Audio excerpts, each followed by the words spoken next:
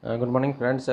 Myself, Dr. S.K. Sutrkar. Today, we are going to discuss about this important condition, that is acquired immunodeficiency syndrome, and it is basically a global problem. And here, in this condition, we will see there is a profound immunosuppression is seen. So, we will discuss about this, and the causative agent is, as we know, the HIV or human immunodeficiency virus.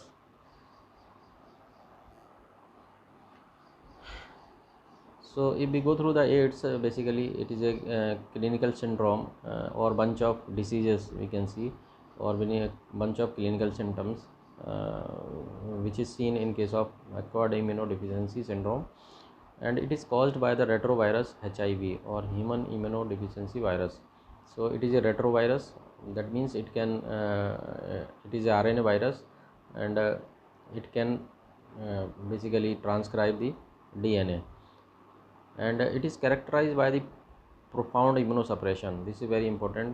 The main pathology is the suppression of the immune system, and this suppression takes place. We will discuss this mechanism, and this immunosuppression leads to multiple problems, especially related to the infections.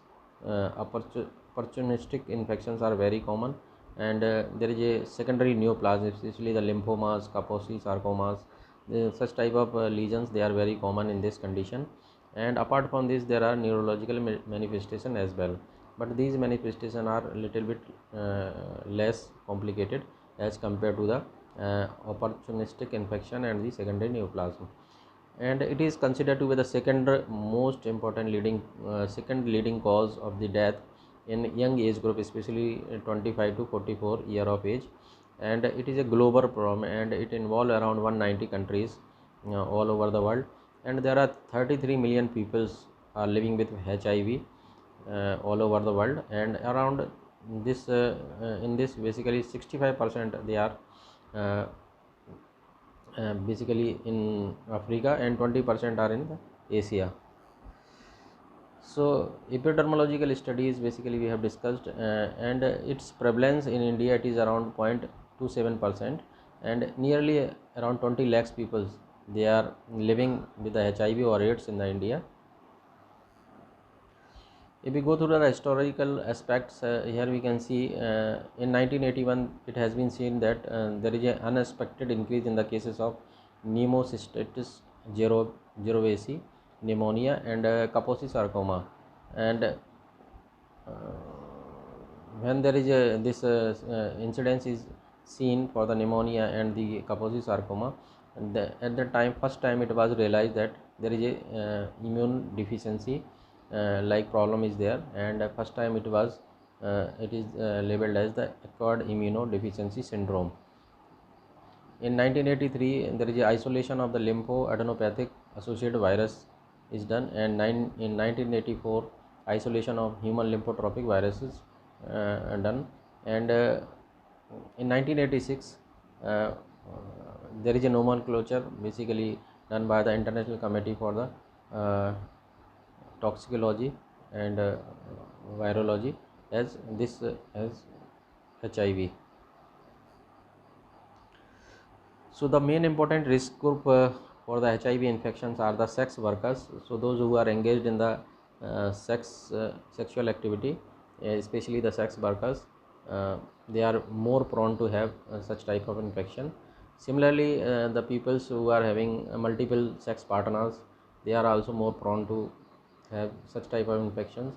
Apart from this, the homosexuals and IV drug addicts, this is very important. IV drug abuser are also more prone to this HIV infection. Apart from this, there are the health worker who are engaged in the investigation for this viral investigation, and there is a recipients of the blood and blood products.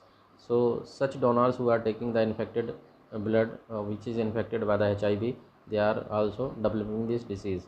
So there is a screening program is done in the blood bank. All the blood which are donated, they were tested for the or screened for the HIV-1 and HIV-2.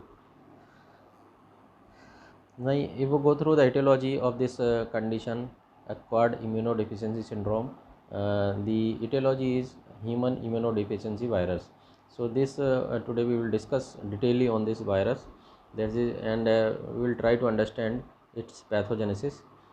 So if we go through the classification, it is belonging to the family Retroviridae, in which there is a these basically these viruses, they are having reverse transcriptase, which can convert the RNA to DNA, and the genus is lentivirus. So it is a slow growing virus, and it will grow or it will lead to years to develop the condition AIDS. The species are, there are two important species, HIV1 and HIV2, and the group, the HIV1 is, again it is grouped into MONP. So HIV1 is grouped into four group MONP, and group M is considered to the commonest group, and it is basically further subdivided into A, B, C, D, F, G, H, J, K. तो इस तरह से इसको divide किया गया है. तो second one is the HIV2, which is subdivided into A to H. So this is the classification how this virus is classified. If we go through the structure of this virus, we can see that there are the presence of this envelope protein or lipid bilayer. Over this lipid bilayer, you can see there are presence of spikes. So these spikes, basically they are made up of two important glycoproteins. One is the fusion protein or fusion glycoprotein, that is GP41, and the second one is the is basically GP or glycoprotein 120. So which is a docking protein, which will bind with the receptors, and it will initiate the entry to the cell. Apart from this, there is a capsid which is composed of P24 capsid, and it is the earliest marker, which serological marker, which we can detect in the serum of the patients. Apart from this, there are three important enzymes are there, and there is a genomic material, that is RNA. So two strands of RNA are there, and three important enzymes. Enzymes are the integrases, the proteases, and the reverse transcriptases. So these all basically help in the replication of the virus. So we will discuss much more detail on this. If we go through the HIV pro viral genome, so there are 9 genes. They are basically responsible for the synthesis of these glycoproteins or proteins. The 3 out of these 9, the 3 are the structural genes, and these structural genes basically they form the basically these glycoproteins, which are present over the surface.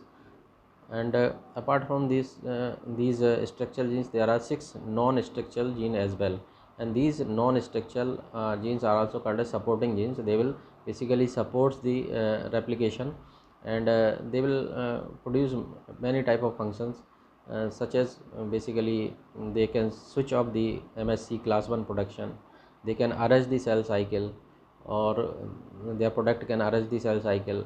Apart from this, they can dysregulate the mechanism of this cellular activation of or activation of the lymphocyte. So there are multiple function of this non-structural genes or their proteins. So as I said, the HIV genome is basically consists of 9 genes and long-term terminal repeats, and here these 9 genes, out of these 9 genes, there are 3 structural genes. GAG, which basically responsible for the synthesis of the structural protein, and the POL, which is responsible for the viral enzymes, the proteases, the integrases, and the reverse transcriptases, and which is basically responsible for the envelope glycoproteins. So these are the 3 important structural genes. Apart from this, there are non-structural genes. They are also called regulatory genes, which basically regulate the replication of the virus within the host cell. So if we go through the products of these genes, basically the structural genes, so E and V, which basically the gene product, basically they are glycoprotein 160 their molecule weight is 160. So GP 160, which is a precursor protein, and the external glycoprotein is GP 120, which is a docking protein, or initial binding takes place with the receptors is with the GP 120, and there is a transmembrane glycoprotein, that is GP 41. So these are the three important proteins which are uh, basically synthesized or develops from the this E and V gene. Second one is the Pol, and Pol is, as we have said, that it is responsible for the viral enzymes. So reverse transcriptase, which is having the P66, reverse transcript P51, and endonuclease P31. So they are the basically uh, uh, products of the Pol gene. And there is a GAG gene which forms the matrix as well as the core, and the precursor is P55, the core is P24, and the matrix is P17. So this is the genes and their products. Now if we go through the pathogenesis for the HIV infection and the development of the AIDS, there are two main targets for the HIV infection. The first target is the immune system, and the second target is the central nervous system. So in the immune system, basically it affects the cell mediated immunity, as well as there is a profound decrease in the CD4 T cell count and reduced T helper cells. So this is the main pathology, and we will discuss this more detail, and the effect of this HIV on these immune cells. So immune system, basically it can be divided into two: the infection of the T cells and its depletion, and the other is the infection of non T cells. So we will discuss the infection to the T cells as well as the infection to the non T cell. So infection of T cells can be divided into four important steps. First step is the viral entry or virus entry, and then there is a, after entry, the integration into the host genome. This viral genome basically is integrated with the host genome, and there is a replication which occurs, and basically the after replication there is a formation of viral, basically RNAs are formed, and they are uh, after the formation and the formation of the core, they are released. So these are the four important steps we can understand by the diagram. Here you can see the diagrammatic representation, and we can clearly see the virus is having the glycoprotein GP41 and GP20, and here you can see in the below that is receptor CD4 as well as chemokine receptors. So these two important receptors basically play a very important role in the interaction with the viral virion. So here you can see the first is the docking protein, that is GP120 is basically binds with the CD4 receptors. So here you can see the binding of GP120 with the CD4 receptors. So once this GP120 is bind with the CD4, it undergoes the conformational change. So after the conformational change, here you can see uh, the this GP120, it's bind with the co-receptor, that is co-receptors are the chemokine receptors, and in case of CD4 cell, the chemokine receptor is basically CCR5. So it will bind with the CCR5 or CXCR. So these are the two important chemokine receptors. So CCR5 it will bind after going to the conformational change. So in the diagram you can see this GP120 is binding with the this chemokine receptor CCR5, and once this CCR5 is basically binded to this chemokine receptor, there is a penetration of GP41 occurs, and it is also called a fusion protein. So there is a fusion of this GP41 with the uh, lipid bilayer of the cell. So this after this fusion, it fuses, and the fusion of the HIV membrane with the host membrane takes place, and there is an entry of the viral genome in the cytoplasm. So you can see this is how the virus basically enters within the cell by using its surface molecules or spike proteins. After entry to the this cell, this HIV RNA genome, it undergoes basically it convert into proviral DNA with the help of reverse transcriptase. So this reverse transcriptase basically help in the conversion of this RNA into DNA, and this DNA basically in proviral DNA, which it basically integrate with the host DNA.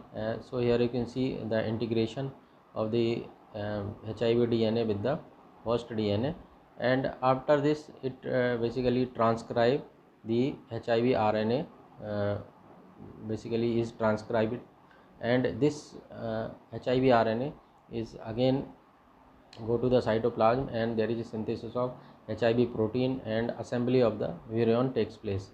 So this is how the HIV core is formed within the cytoplasm, and this part is basically called the viral replication. After the replication of a virus, this virus basically released out from the cell, and it will take the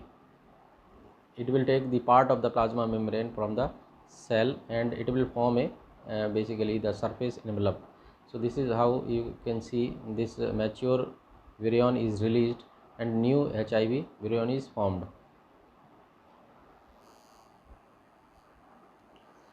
Now if you go through the mechanism of the T cell depletion in the HIV infection, so as we have discussed that after the entry of the virus and the release of the virus, this effect basically is called as direct cytopathic effect, in which there is an increased membrane permeability and inhibition of the protein synthesis, and that leads to the destruction of that particular cell.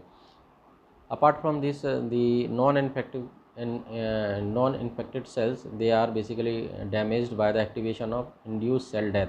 As we have discussed in the autoimmunity, there is a upregulation of the pro-apoptotic genes. They are upregulated, especially the BIM, and there is a downregulation of the anti-apoptotic genes such as BCL2. So that can induce the apoptosis. Apart from this, there is pyroptosis, destruction of the lymphoid tissue architecture occurs, and loss of CD T cells and their precursors is seen, and there is sensitivity of formation and qualitative defect in the T cells are seen. So these are the mechanism by which there is a depletion of the T cells. Non-T cells, especially here you can see the monocyte or macrophages.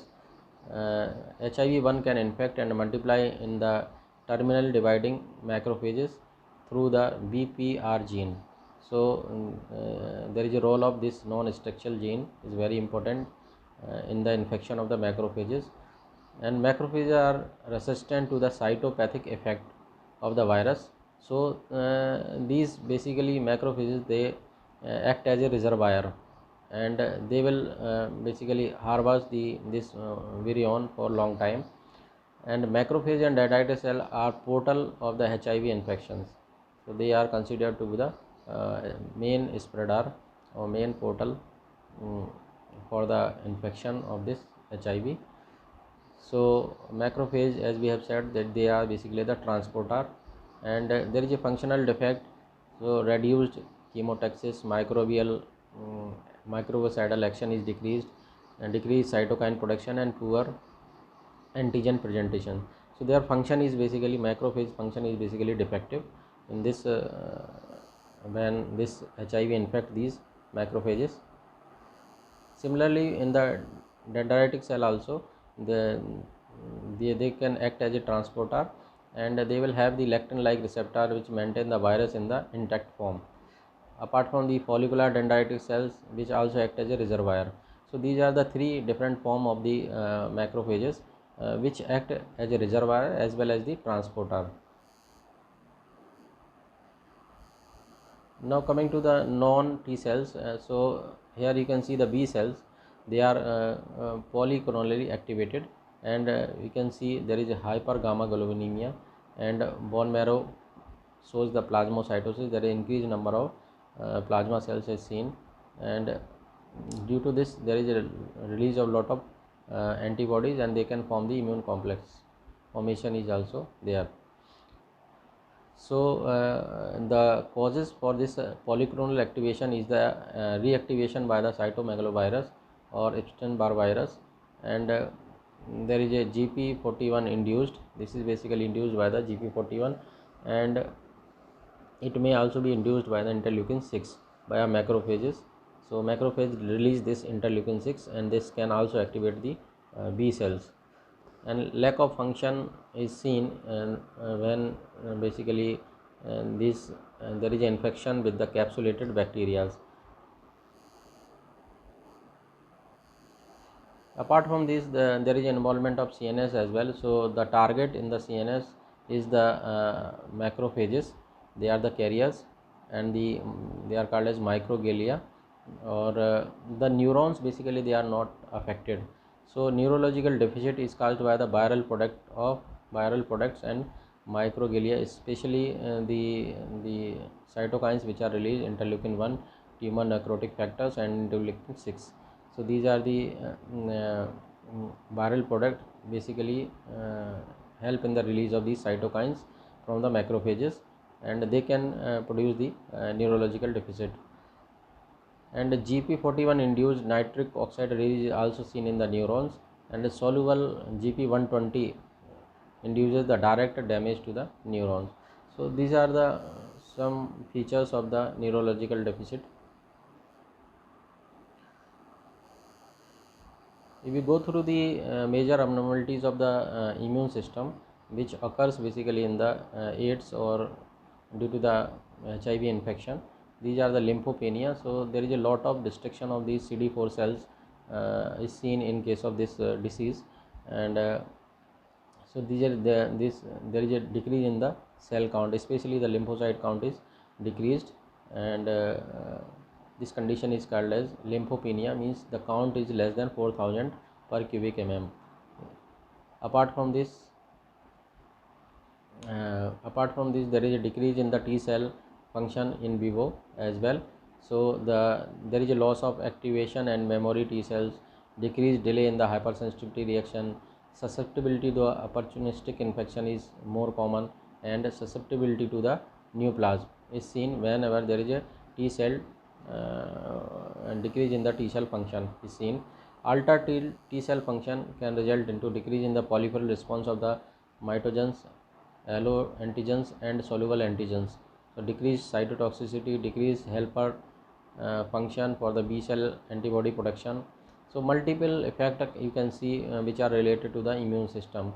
There are polyclonal B cell activation is also seen, which is characterized by hypergamma-globulinemia and circulating immune complexes, and this result in the inability to mount the de novo antibody response to the new antigen, and poor response to the normal B cell activation signal in vitro. Altered monocyte and macro function lead to the decreased chemotaxis and phagocytosis, and decreased class 2 HLA expression, and diminished capacity to present the antigen to the T cell. So a lot of immune suppression result in multiple problems or abnormalities. If we go through the natural history of the HIV infection, we can divide into three: the acute retroviral syndrome, and this is basically seen in 50 to 70% of individual with the infection after 3 to 6 weeks of exposure, and this basically lasts for the 7 to 14 days. And second is the period of latency or clinical latency is seen, and during this period also the patient may be asymptomatic. And third one is the disease progression to AIDS. After years, after the latency period, the patient may develop full blown AIDS. So here you can see in the diagram, in the early stages, basically after 3 to 6 weeks, the patient will experience the flu-like symptoms such as fever and cough, cold, these type of flu-like symptoms are seen, and they are called as acute retroviral syndrome. That is called as acute viral retroviral syndrome. After that, there is a period of latency, and this period of latency may be around 8 to 10 years, and the basically the virus that basically resides in the macrophages, and they will go into latency. And after that, when the counts of CD4 cell counts are goes on decreasing, and there is a cytopathic effect of this virus, there that patient, when the counts falls too much and there is a development of immune abnormalities, and that time the patient will develop this condition called AIDS. So it occurs basically after 8 to 10 years of the first exposure. So in the natural history, which we have discussed, that acute retroviral syndrome is basically the viremia, and it is self-limited acute illness, and we are having the flu-like syndrome or flu-like symptoms, and it basically occurs after the 3 to 6 weeks of infection. The middle chronic phase is continuous HIV replication in the lymph nodes and lasts for several years, and persistent generalized lymphadenopathy is seen, and then it progresses to the AIDS. So there is a breakdown of the host defense, which result in the this important condition called AIDS. So in acute retroviral syndrome, the plasma viremia will have up to 100 million copies of RNA per ml, and there is a destruction of the CD4 T cells is seen, and widespread dissemination of the virus occurs, and the HIV specific markers appear in the blood in chronological order. HIV RNA is the first initial marker, then the second is P24 marker, and then the HIV anti-HIV IgM antibodies, anti-HIV IgG antibodies. So this is how the serological markers basically they appears in the disease. And the resolution of the primary function, that result basically shows the decline in the viremia and CD4 cell count, and this increase in the CD4 T cells, and viral set point is reached. So this is acute viral and retroviral syndrome. Here you can see that the various type of serological markers. So earliest marker which we can see is the HIV RNA, and it basically appears within the 10 days of exposure, and the second is the P24. It basically appears after 14 days of infection, and the third one is the HIV IgM antibodies, which basically appears after 20 days, and HIV IgG antibodies which appear between 30 to 60 days. So this is very important serological markers which we can see in the this disease AIDS. And there is a window period is also there, where in this window period we cannot detect any type of markers. So that period is called as window period. So initial less than 10 days, if there is an infection, and we are examining the patient before the 10 days, or we are doing the serological markers, we won't found any serological markers in that blood, and that period is called as window period. So apart from the markers, there is a here you can see in the chart there is a decrease in the CD4 T cells.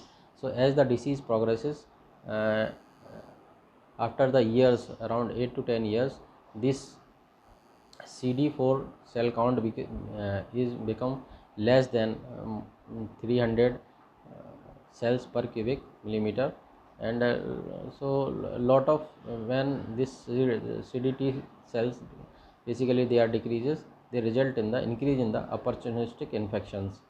So they are basically inversely related to each other. So you can see we can subcategorize depending on the CD4 T cell counts, the asymptomatic or acute HIV or persistent generalized lymphadenopathy. So here you can see the A1, A2 and A3. depending on the CD4 T cell count. If they are more than 500 per micron per cubic millimeter, or they may be 200 to 499, or they may be less than 200. So this is how we can divide on the basis of CD4 counts. If we go to the clinical staging of the HIV, the first clinical stage is the asymptomatic HIV infection, and there is a persistent generalized lymphadenopathy is seen. So this is the first clinical stage. In the second clinical stage, we can see there is a weight loss less than 10%, and recurrent respiratory infections are very common. Viral infection, herpes zoster is very common. Angular cheilitis and recurrent oral ulcers and fungal nail infections are very common. In stage 3, we can see there is severe weight loss more than 10%, chronic diarrhea, patient will develop chronic diarrhea which lasts more than 1 month, and fever which lasts for more than 1 month, and oral hairy leukoplakia, pulmonary tuberculosis, and several other bacterial infections are also seen in clinical stage 3. In the stage 4, we can see the HIV wasting syndrome, and the weight loss is more than 10%, fever persists more than 1 month, and diarrhea more than 1 month. And there is a opportunistic infections are very common, especially the extrapulmonary tuberculosis, and other type of infections are also there. Viral opportunistic infections are very common. This HSV virus or herpes simplex virus, cytomegalovirus, they are very common. Apart from this, fungal opportunistic infections, they also seen in the when the cell counts or CD4 T cell count is profoundly decreases. The pneumocystitis jirovecii, esophageal candidiasis, and other fungal infections are very common. Apart from this, there is parasitic infection are also there. Cryptosporidiosis, toxoplasmosis, and isosporiosis, and the two important neoplasms, they are very common in case of AIDS. They are the Kaposi sarcoma and the lymphoma. So these are the different type of basically infections which are seen in the stage 4.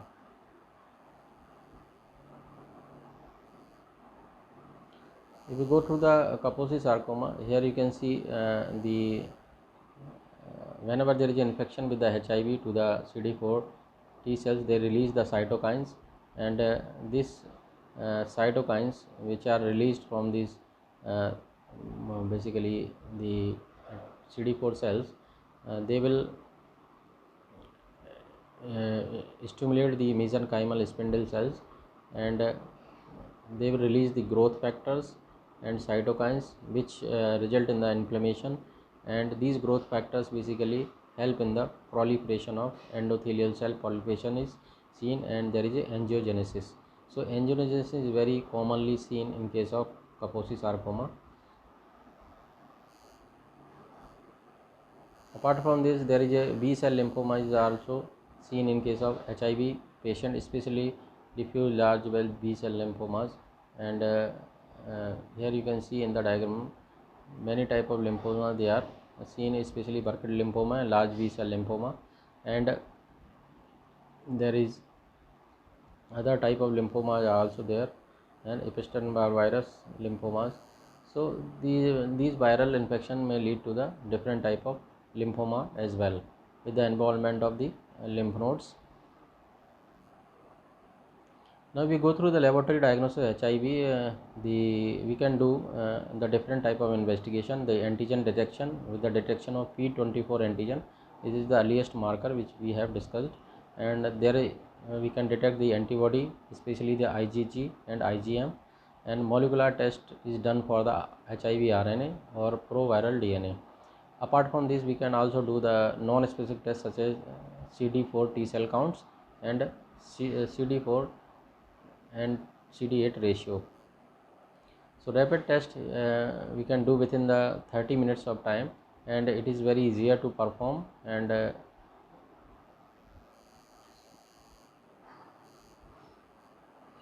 So here you can see the immunoconcentration method or flow through or dot blot assay. So in this basically we are using a cassette, and this cassette is basically coated with the this nitrocellulose membrane at 3 regions.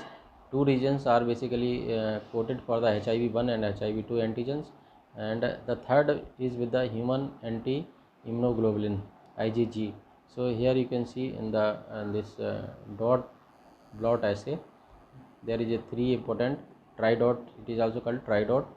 So here by this we can detect within 5 minutes the infection is there or not. Apart from this we can do the ELISA. So it is also basically consists of antigen antibody interaction in the solid phase, and this ELISA can be divided into indirect ELISA, competitive ELISA, sandwich ELISA or capture ELISA. So there are different type of ELISAs, and we can detect these antibodies, especially the IgG or IgM antibodies. They can be detected by this ELISA. So here you can see this is the ELISA micro titer plate and the ELISA reader, in which here you can see the yellow colors are the positive samples, and that means they are positive for the HIV, and the colorless samples are the negative samples. So this is how the this micro plate, which contain around 100 bells, and at a time we can test around 96 tests can be done in a test tube in this micro bell, and we can read the optical density with the help of this ELISA reader. And the confirmatory diagnosis is done with the Western blot technique. So here you can see different type of basically antigen antibody reaction, and there is a role of enzyme conjugate and substrate. So this Western blot basically detect the antibodies against the specific antigens. So this is very important. Here you can see the different type of antigen they are detected, and they are compared with the controls. The non-specific test is the CD4 counts, and nowadays we can do the CD4 T cell counts with the help of flow cytometer. So this is very important parameter in monitoring the HIV disease progression, and apart from this we can also monitor the antiretroviral treatment. So if we go through the management, there are multiple drugs which are used, and they are targeted for the viral reverse transcriptase, protease, antigrase, and they are used in the combination with each other, and they are this is called as highly active and antiretroviral therapy. So HART basically highly active antiviral retrotherapy, and AIDS basically is now decreasing. In the year 1995 to 96, there are 16 cases per 1 lakh population are seen. Now it is dropped to 4 cases per lakh population in 2006. So it is declining day by day with this with the help of this therapy. Some patients basically develops a certain type of paradoxical clinical deterioration during the recovery of the immune system. In spite of the increasing CD4 counts and the decrease in the viral load, they are having some problems, and they are grouped into immune reconstitution inflammatory syndrome. They develop this condition, immune reconstitution inflammatory syndrome. So this is all about the HIV virus. I hope this video will be helpful for you. Thank you very much for watching this video.